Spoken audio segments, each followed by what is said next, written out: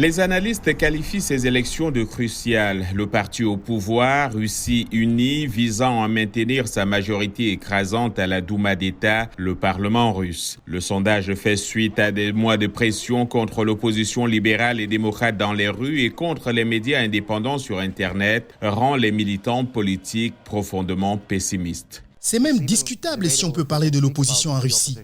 Vous savez, opposition est un terme associé à la démocratie.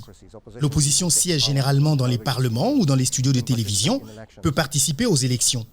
Dans notre pays aujourd'hui, les principaux opposants à ce régime sont morts ou en prison ou en exil. Le soutien populaire à Poutine reste particulièrement élevé. Un sondage du Levada Center révèle qu'il a un taux d'approbation de 65%. La lutte politique pour les sièges au Parlement se déroule entre le parti de Poutine et les communistes ou les nationalistes radicaux, des partis que de nombreux observateurs indépendants considèrent comme systémiques ou une façade pour maintenir l'image démocratique du pays.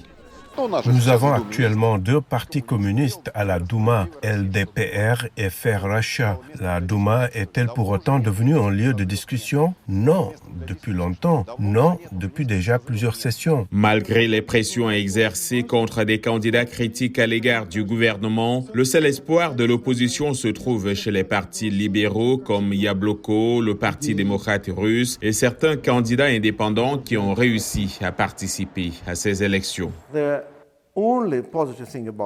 Le seul point positif des élections, c'est la campagne, parce que peu importe comment ils comptent, peu importe comment ils votent, cela ne compte pas. L'important est qu'au moins vous puissiez parler. Les inquiétudes concernant une possible fraude sont répandues. L'opposition espère une participation massive comme meilleure défense contre toute tentative de truquer le vote. S'ils essayent de le faire, la légitimité de la Douma sera nulle.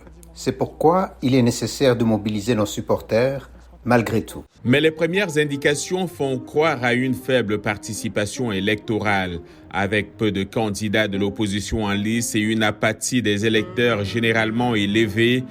De grands changements politiques en Russie semblent peu probables cette fois-ci.